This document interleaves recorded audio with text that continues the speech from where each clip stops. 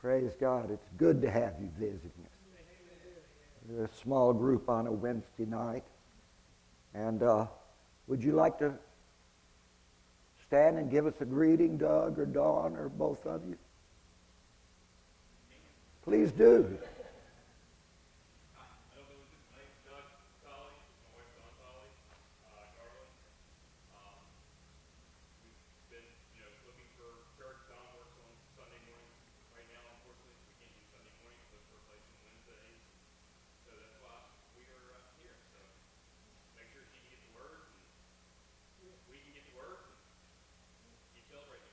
Well, you're most welcome. Thank you. Really. And tell us who you are.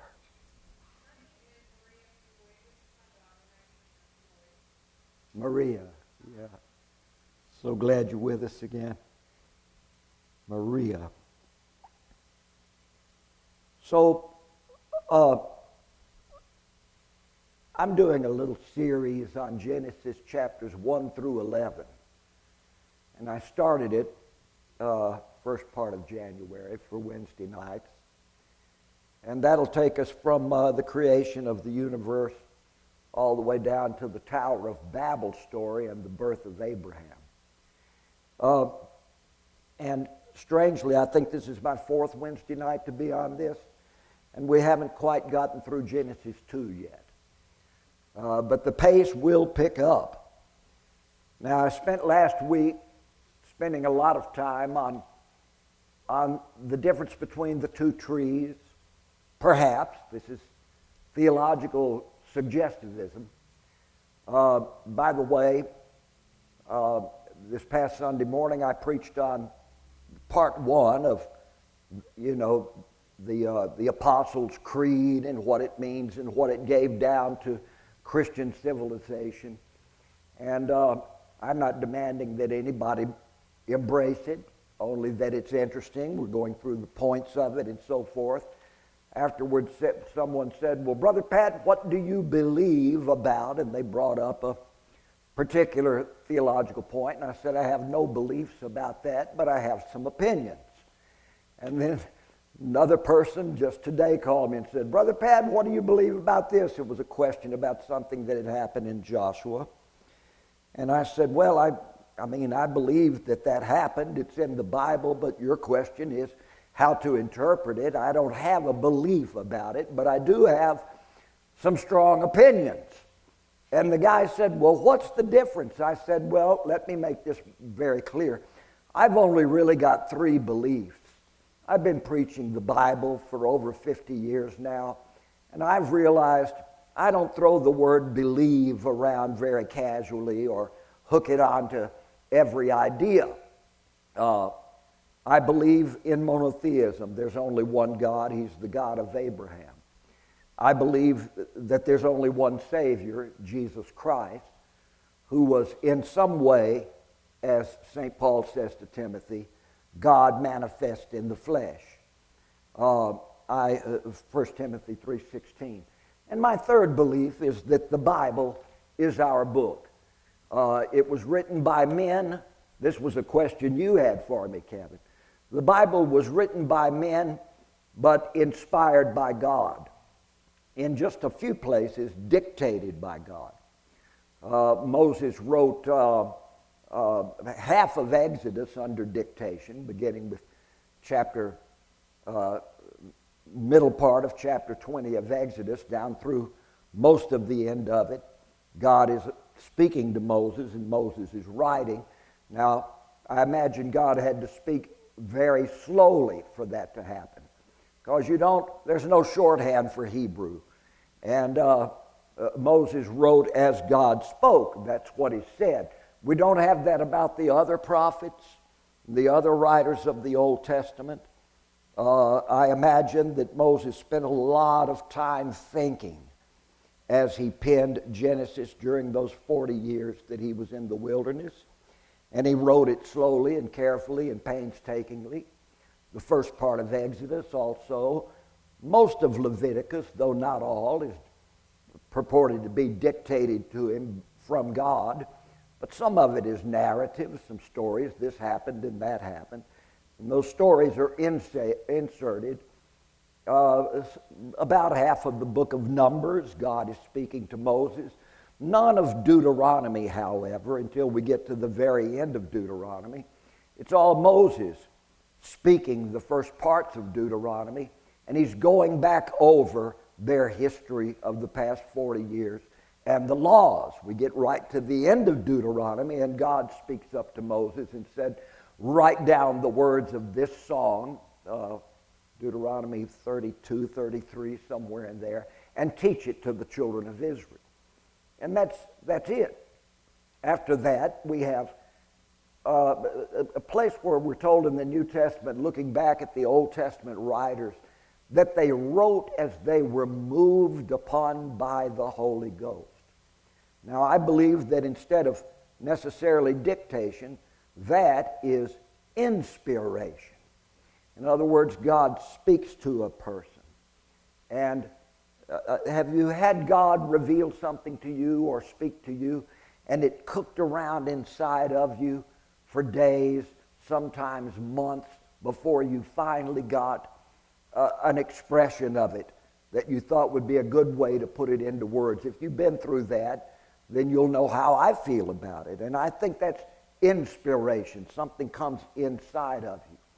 There is a third way that God is the author of the Scriptures, and that is through revelation. And that's rare.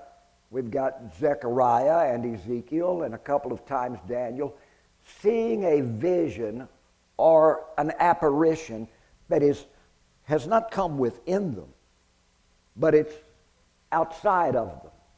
Daniel speaks to this angel, and the angel teaches him some things. And Daniel said, for days afterward, I was in great consternation. I did not understand it.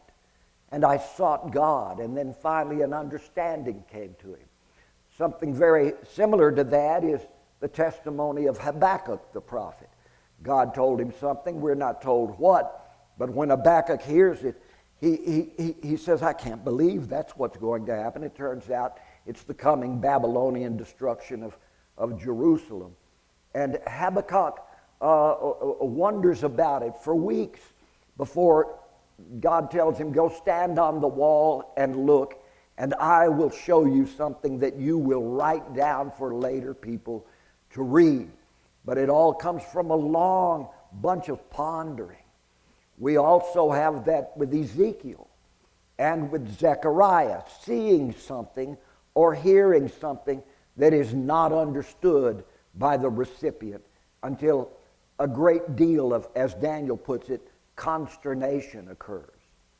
Brother Kevin was asking me how did John write the book of Revelation, and I really have no idea, except that he says sometimes, I was on the Isle of Patmos, I saw, that's past tense, one stood before me. Always when he's narrating his own experiences, they're not in the present tense, but in the past tense. John saw some revelations while he was in exile, probably didn't figure out how to put them down. This is my thinking on paper, until he gets back in Ephesus, and there's a new emperor, and the exiles are pardoned, and he's allowed to return to his ministry.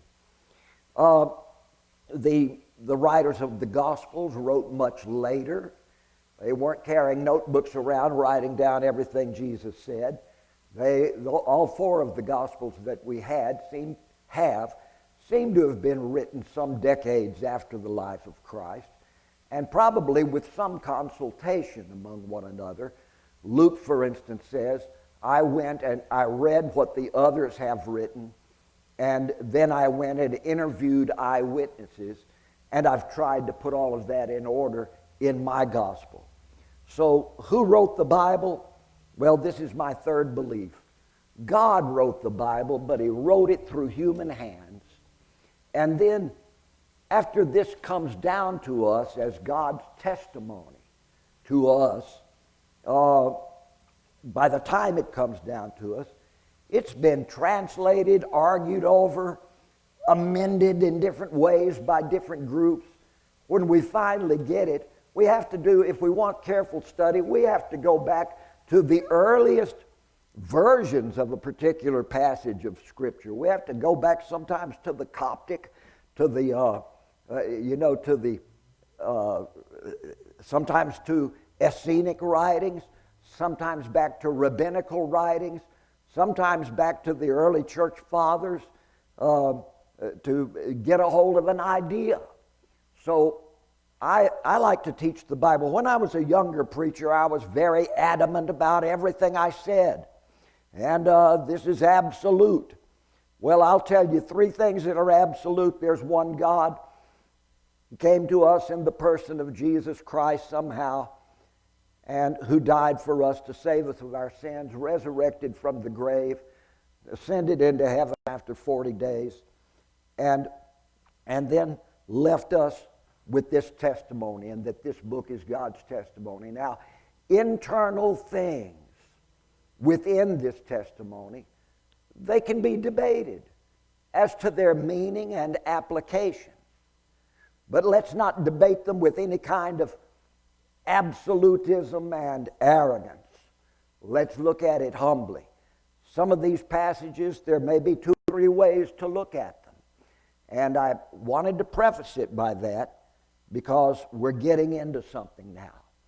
Genesis chapter 2, beginning with verse 21. Now, I spoke last week on the meaning of the 2 trees. The tree of life, which Solomon later calls wisdom. And John refers to this tree of life in the book of Revelation. It's at the center of the garden. Over in some periphery, somewhere besides the center, seems to be this other tree, the tree of the knowledge of good and evil. My point last week was that the tree of life represents God's grace. You may take abundantly from it all that you wish. The tree of the knowledge of good and evil represents the law. This very succinctly, I'm summing up. Moses wrote this in the book of Genesis during the time he was dealing with rebellious people in the wilderness who, instead of hearing God's gracious voice speak to them at Sinai, rejected his voice. They who heard the voice entreated earnestly that they might hear it no more. They didn't want that personal God talking to me and I talking back to God. They didn't want that personal relationship with God.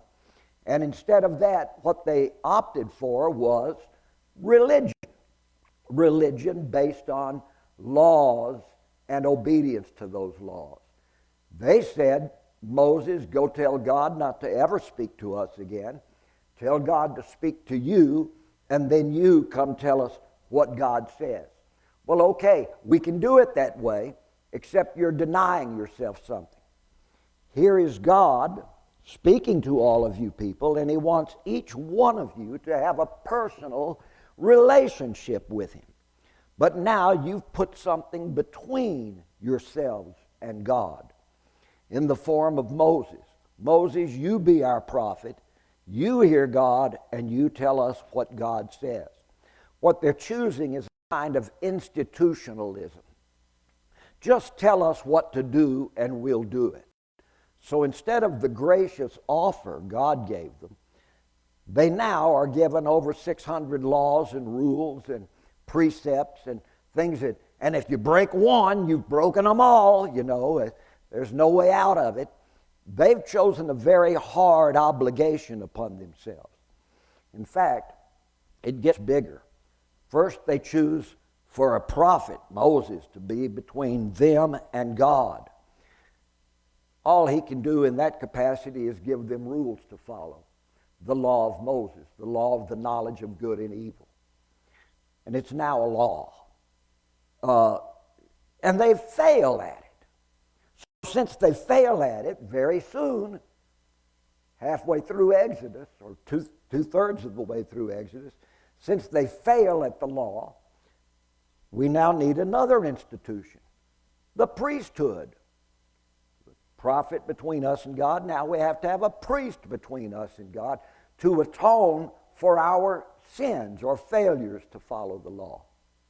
It's not long before the nation as a whole, after the death of Moses, and then after the death of Joshua, the entire nation backslides. There rises a generation that forgets God.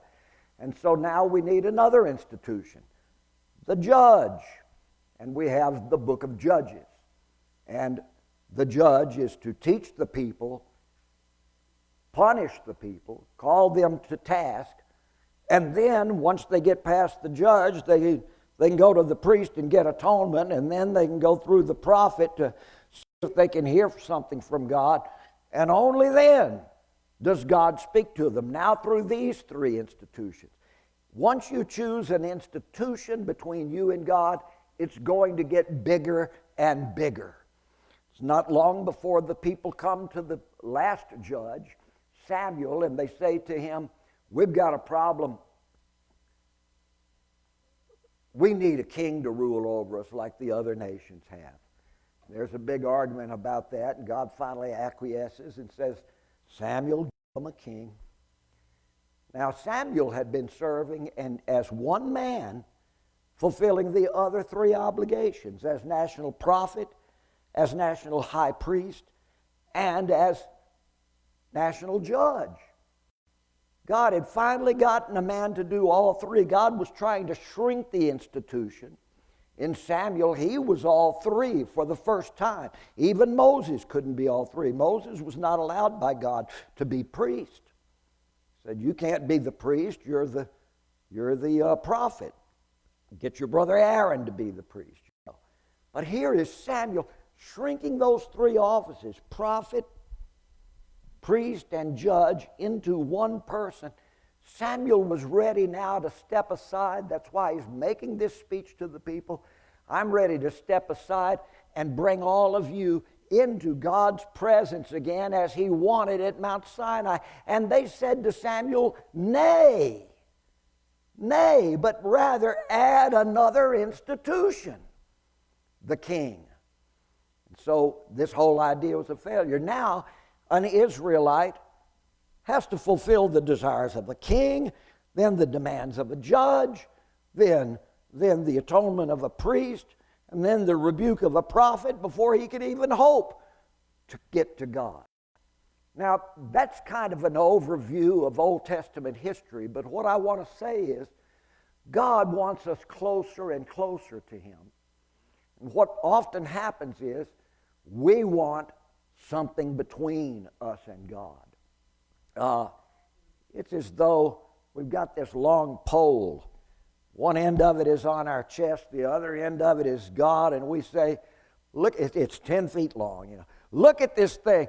I love this. What is it? Oh, it's my religion. It's my institution. It's my church. It's my church government or whatever. And it's what connects me to God. Well, that's one way of looking at it, but also notice that it's also what separates you from God. It holds you back from God. Maybe there comes a point when you can just gently set that aside and come to know God for yourself. Now, this seems to me to be what Moses was saying in the book of Genesis, chapter 2. There was a tree of the knowledge of good and evil. God said, when you eat that, you're going to die. If that represents the law, St. Paul said, the law is death. Following the law doesn't get anyone to heaven. The law, obeying the law, will never get you to heaven. Why? Because you'll never fully obey it. And as St. Paul says in Romans, I thought I had the whole law fulfilled until I read one commandment, thou shalt not covet. And who hasn't done that in his heart?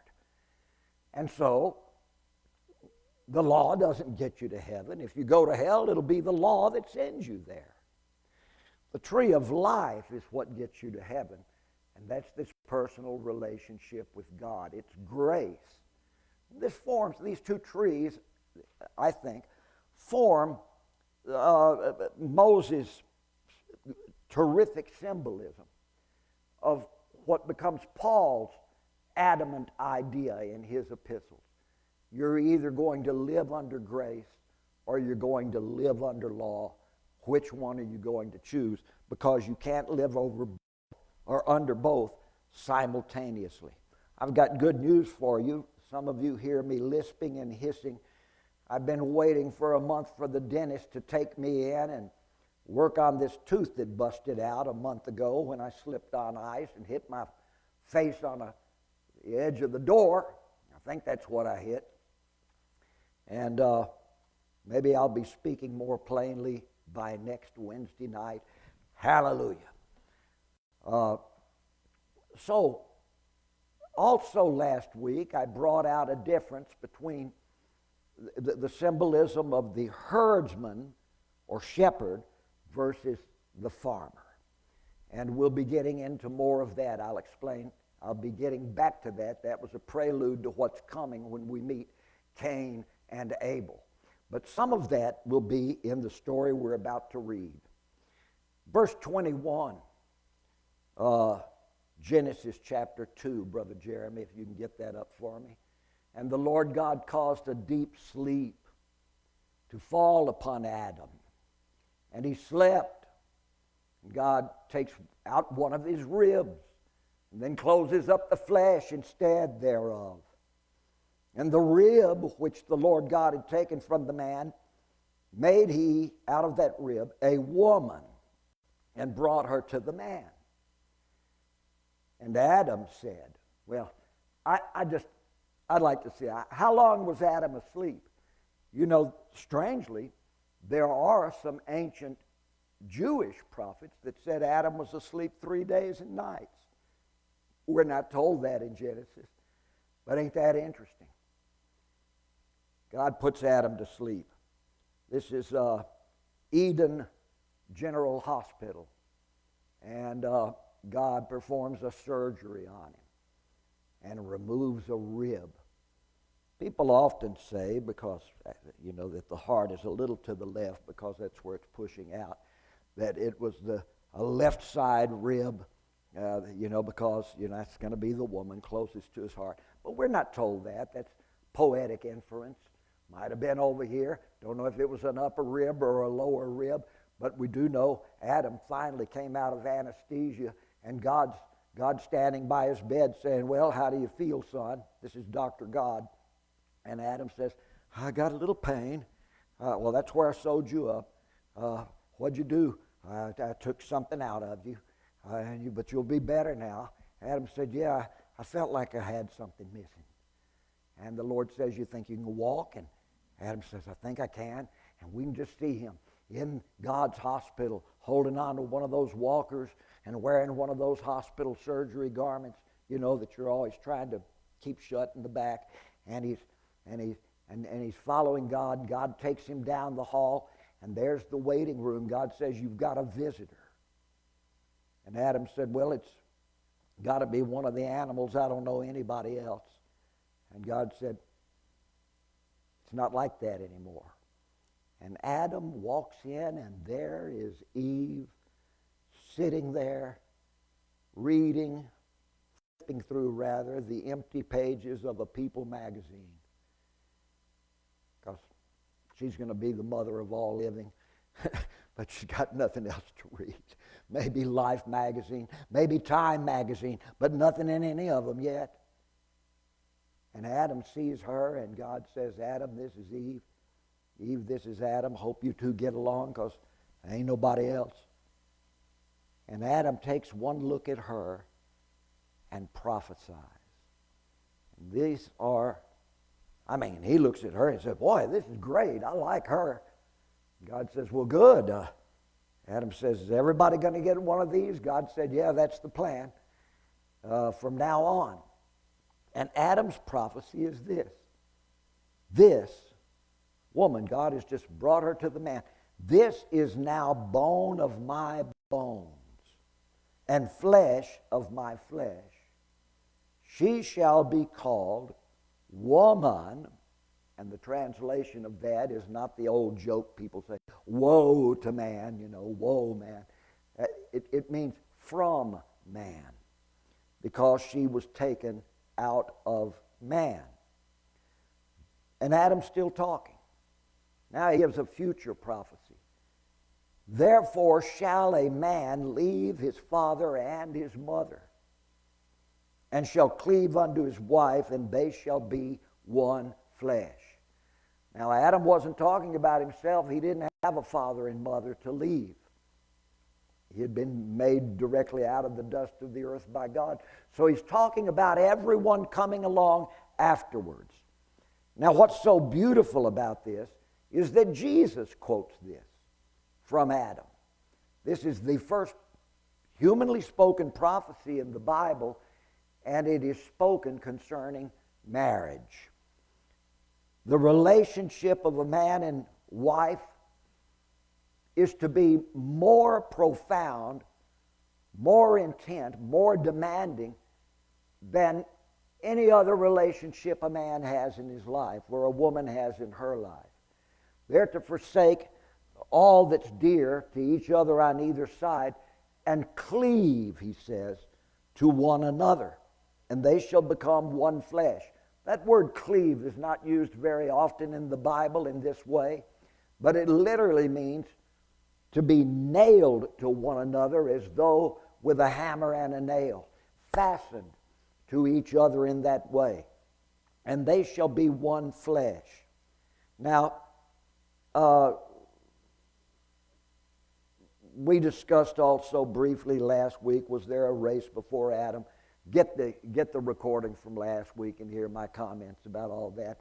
I'm just taking the Bible as it is said. I'll go along with the idea that Adam was the first man, and this is the first woman. Also, since Paul calls Adam the first man, and then calls Jesus the second Adam, 1 Corinthians 15, I find some interesting parallels that I'd just like to point out. Adam is put to sleep, and his side is cut open, and the bride is taken out of him. Jesus, falling asleep, dying rather, on the cross, his side is cut open. He appears later to Thomas as though he's pulling this wound open and says, thrust your hand in here. We don't know if Thomas ever did it or not. It doesn't say there in the Gospel of John. However, we've got Thomas looking at that and Jesus saying, come in here. Man, I love that. It's as though Thomas represents the church, the bride of Christ. And Christ is saying, my side is cut open. I'm the new Adam, and I want my bride to come back in and be part of me. I love that picture. It is what we find in the Old Testament where God says, return ye to the rock from whence you were hewn. Come back to the thing you were cut out of and find your place in it once again. So now we read this, verse 25, which mystifies so many moralists. It says, and they were both naked, the man and his wife, and were not ashamed. Any of you ever read the poet William Blake? You know anything about him? He was a religious poet from the Puritan school in England about 250 years ago when he did a lot of his writing. His most famous anthologized poems are The Lamb and the Tiger. Maybe you remember seeing them in your English literature class. Tiger, tiger, burning bright in the forest of the night. Did he who make the lamb make thee, and it goes on and on. And the other little short poem is The Lamb. Oh, little lamb, God bless thee. And these were the opening poems to long bits of poetry that he wrote called Songs of Innocence and Songs of Experience. Blake's religious doctrine was that we move from innocence to experience. Now, I just want to point that out because it's language that I will use. Innocence, it's good. How many of you would love to be innocent again? You never can be. You were once innocent when you were a little child. You can never get back to that. Why? Because you've had experiences. And experiences change you, and you can't undo the changes that experience have brought onto you. You'll never get back to that, to absolute innocence. Another word for innocence is naivete. Another word for it means irresponsible, utter dependence. Completely dependent on God, and I've got no responsibilities of my own. I don't have to pick fruit. God says, I may. All that I want, Of every tree in the garden you may freely eat. Except that one tree. Better stay away from that one.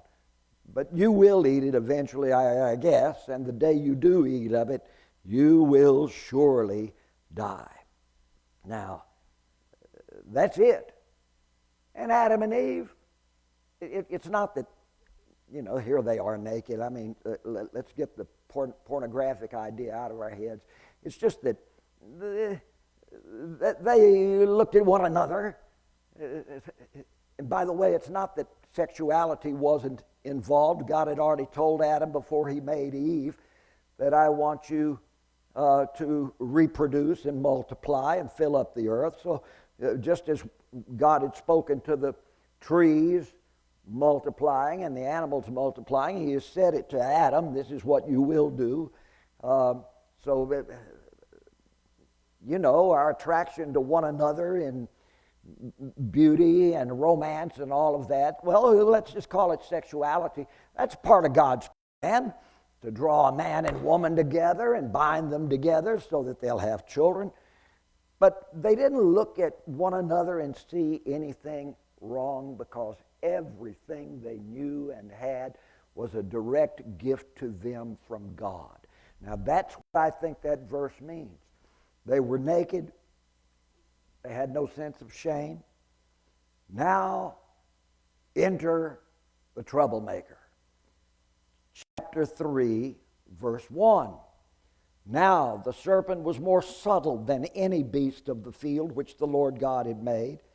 And this serpent, said unto the woman, Yea, hath God said, You shall not eat of every tree of the garden? And the woman said unto the serpent, We may eat of the fruit of the trees of the garden. There's just one tree we can't eat of. The fruit of the tree which is in the midst of the garden. God said, You shall not eat of it, neither shall you touch it, lest ye die. Now, because of that statement of Eve's, there are a lot of people that believe that the tree of life and the tree of the knowledge of good and evil are one and the same. They just had two different kinds of fruits on them. That's not my view, but if it's your view, you're welcome to it. I still see the two different trees, and I think that Eve is mistaken here. Somehow Adam had told her, there's that special tree, we're not supposed to eat of it, and she got her two trees mixed up and thought it was the tree of life she wasn't supposed to eat of. There's Adam's failure incorrectly instructing her. And the serpent says unto the woman, Oh, you shall not surely die, for God knows that in the day ye eat thereof, then your eyes will be opened, and you will be as gods, knowing good and evil. And when the woman saw that the tree was good for food, and that it was pleasant to the eyes, the same two reasons God had made every tree, as we're told back earlier in chapter 2. He made every tree in the garden that was beautiful to look at, and also bore fruit that was good to eat. And Eve is quoting that. And that this is a tree to be desired to make one wise. She took of the fruit thereof and did eat, and gave also unto her husband with her, and he did eat. And the eyes of them both were opened, and they knew that they were naked.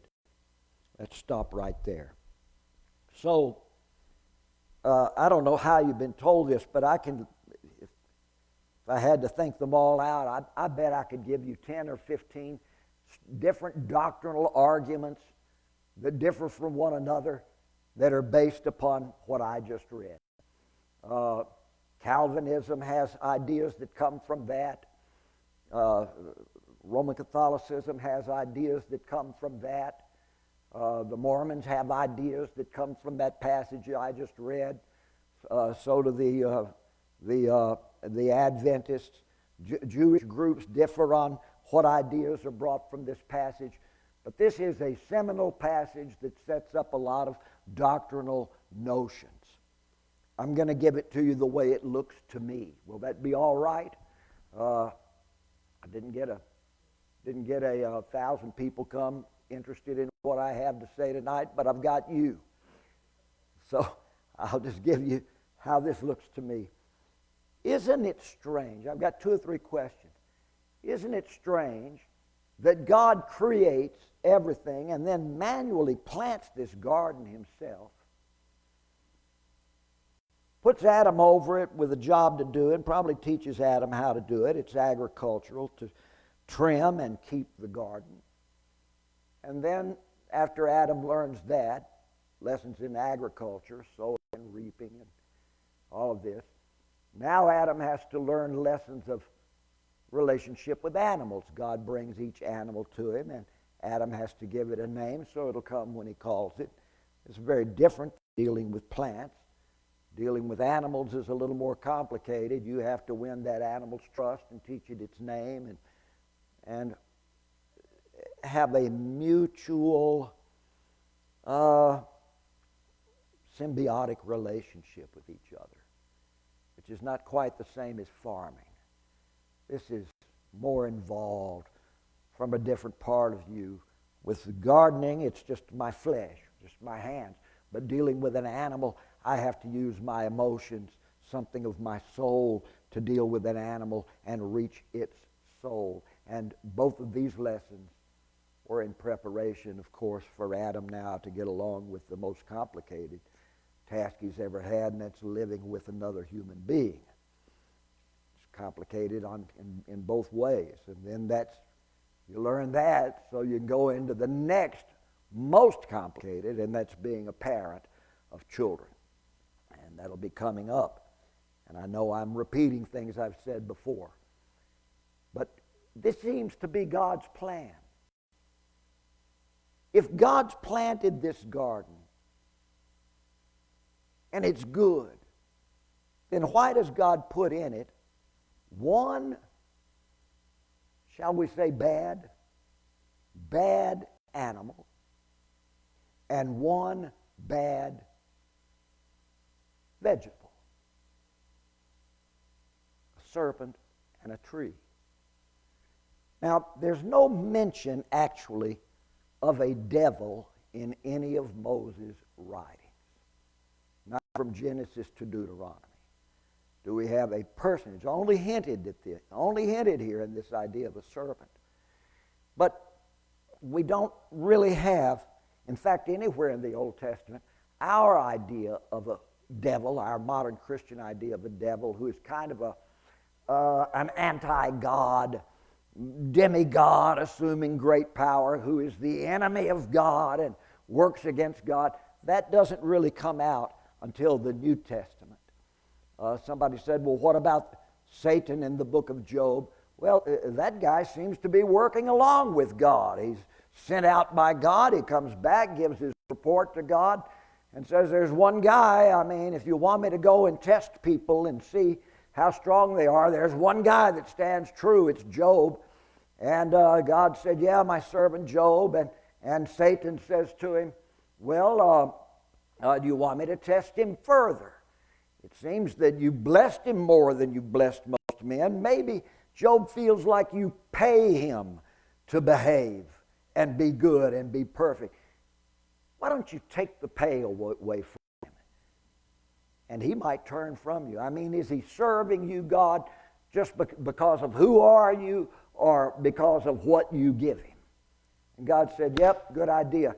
Take everything away from him. Now here's God corroborating with this figure, the Satan, who we jump at and say is the enemy of God, the devil, but it doesn't appear that way.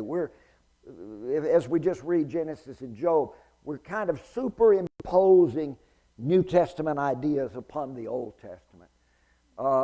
Let's just stand back and look at these stories in the Old Testament for what they are. God and this Satan are corroborating together to do what? To put Job to the test.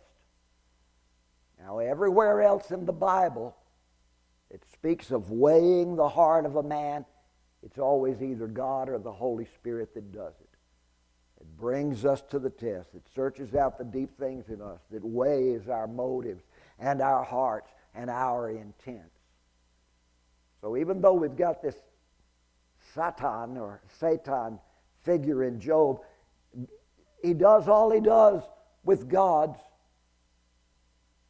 corroboration. Yes, go and test him. He goes and takes everything away from Job, comes back and says, now let's see, Job might curse you to your face. Job curses a lot of things, but he doesn't curse God. And God says, well, all right, what do you want to do? Well, now let me go take his health away. Let's see if he'll still serve you without his health.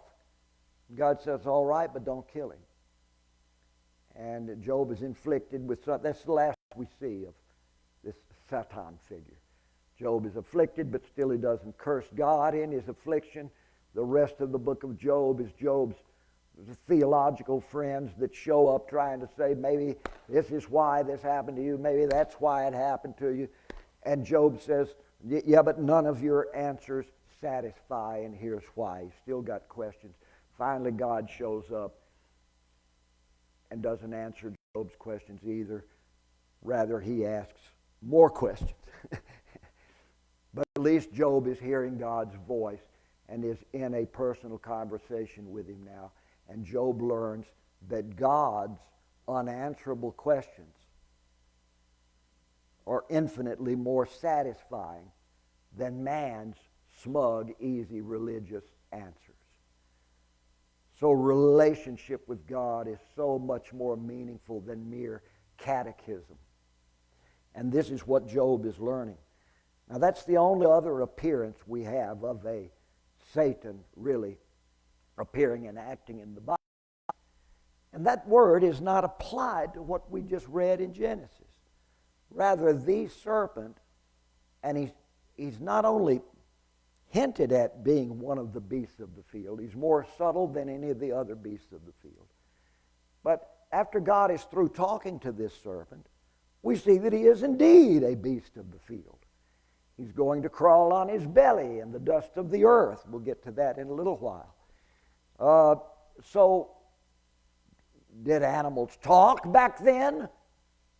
Because here's a beast of the field that's talking, and Eve doesn't seem surprised that he's talking to her. We'll have one other talking animal in the Bible, you know. Anybody know where that is? Yeah, King James Version, Balaam's ass. Yeah, donkey is an Irish word. That Jenny donkey that Balaam's riding. And he doesn't seem surprised when she talks. So I don't know about this. We're not told any kind of surprise, only that the angel of the Lord opened the animal's mouth and he began to speak, or she began to speak to Balaam. Now, that's in the book of Numbers. Here's this creature called the serpent. Is the serpent and the devil the same thing in the Bible? Well, we don't have any connection on that question until we get to Revelation chapter 12, where we see a great red dragon, a wonder appearing in heaven. A great red dragon.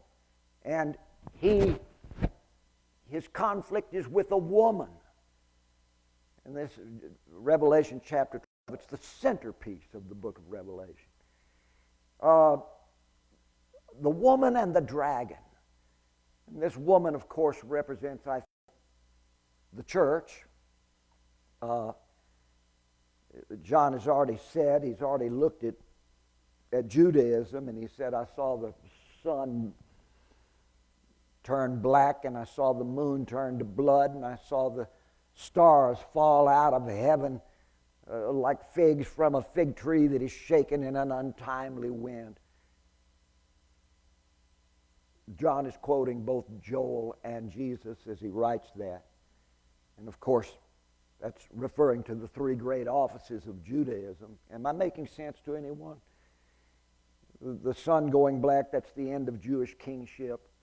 The moon being turned to blood, that's the end of Jewish prophecy. And the stars falling from heaven, that's the end of Jewish priesthood. John is writing in about 95 A.D. He had stood in Jerusalem and witnessed those things happen in 70 A.D. The end of Judaism as a practicable religion, no temple, no priesthood, no king, and no more prophecies coming out of it. But now John, a few chapters later, writes and says, I saw a woman. She's got the sun. She's got the moon. She's got the stars. She's clothed with the sunshine, the sunlight, clothed with the sun. She's standing upon the moon of prophecy. She stands regal in the royalty of the sun, and on her head is a crown of the stars. She has kingship. She has priesthood. She has prophecy. This is the church, the bride of Christ. She confronts a reptile, a dragon. Now, in Revelation 12, she is not seduced by this dragon, and the dragon's danger is what comes out of his mouth. A flood that threatens to drown the woman. His words, in other words, innuendo, temptation, suspicion, accusation, threats coming out of this dragon's mouth. Well, she is given the two wings of a great eagle, and she rises up above that flood, and none of it touches her. I think John is giving us, or God through John, is giving us a picture of the first big problem came when the woman encountered the serpent. She yielded to what the serpent had to say. That's the bride of Adam.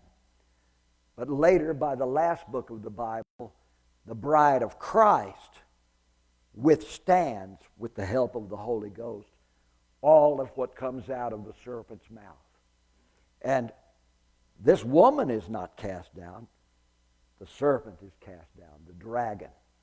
Same kind of language. And as this dragon is cast down, John writes these words, and that dragon called the devil and Satan, that old serpent.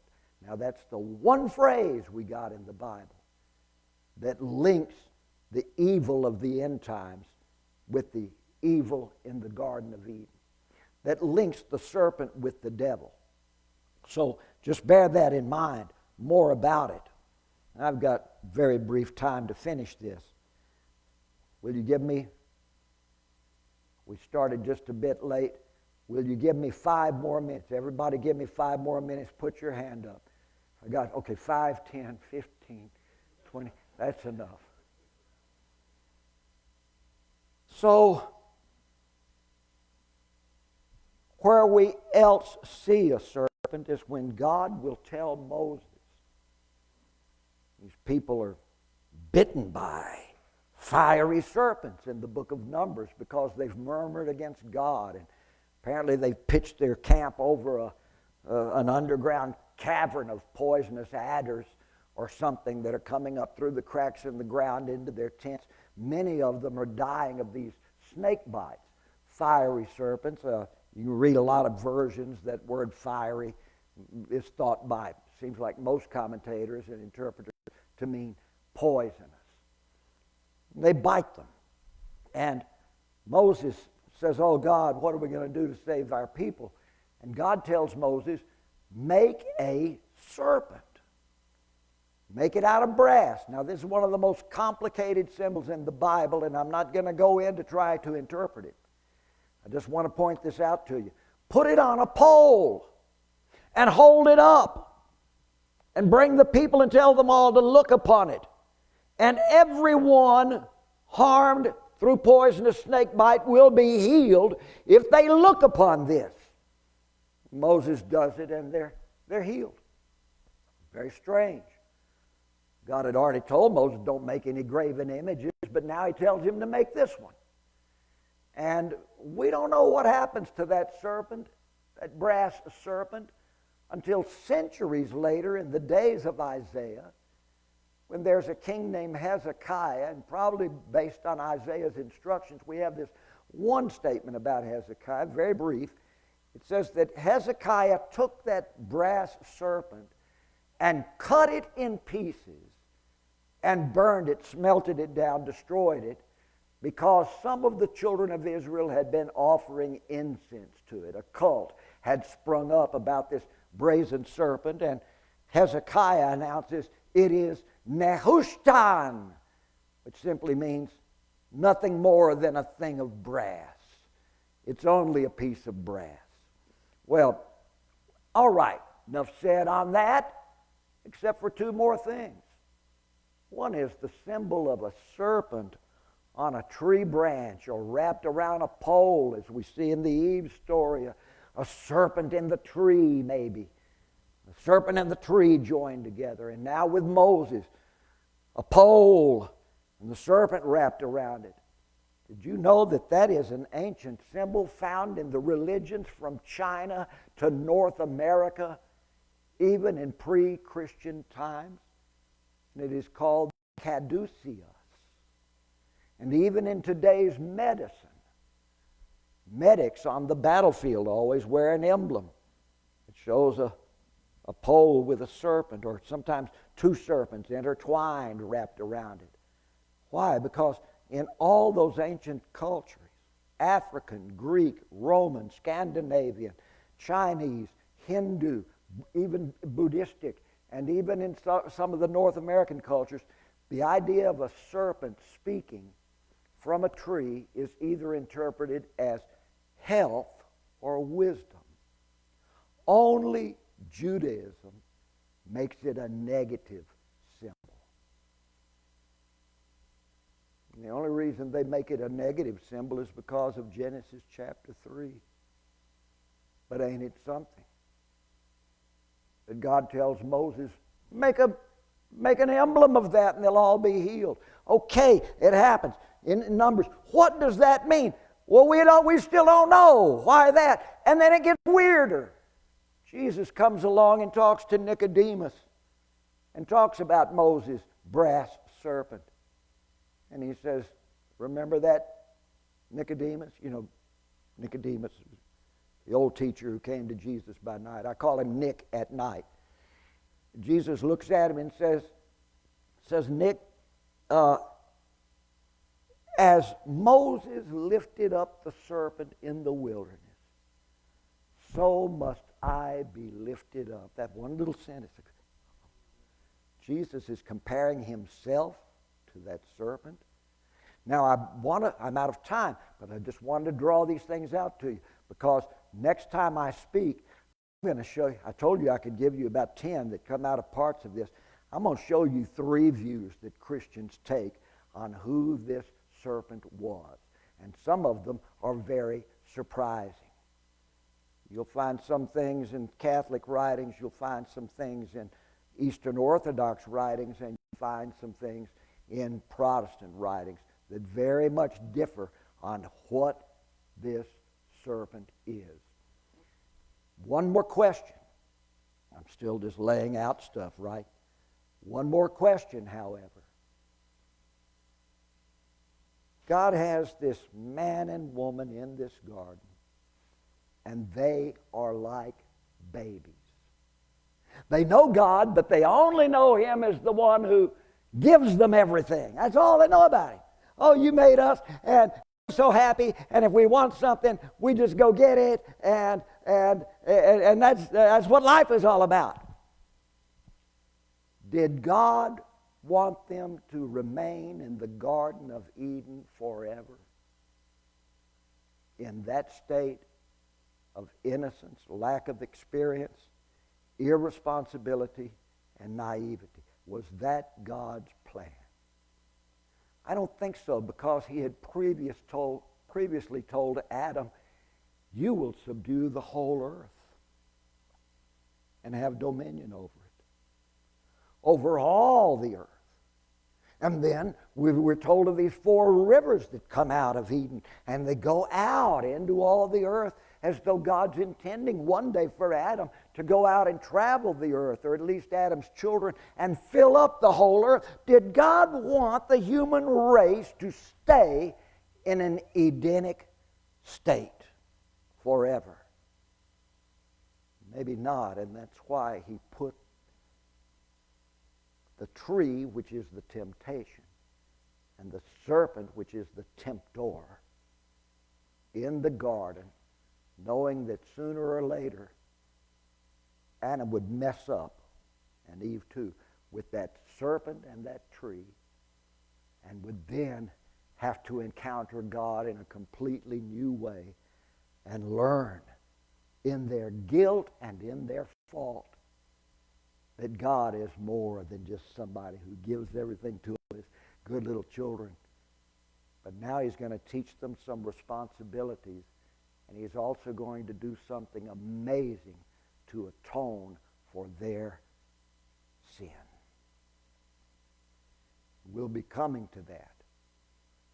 Somebody says, but he drove them out of the garden angrily. It doesn't really say that. He told them to get on out there and get to work, find out what life was really all about. But then he put cherubs to hold up flaming swords to keep the way to the tree of life.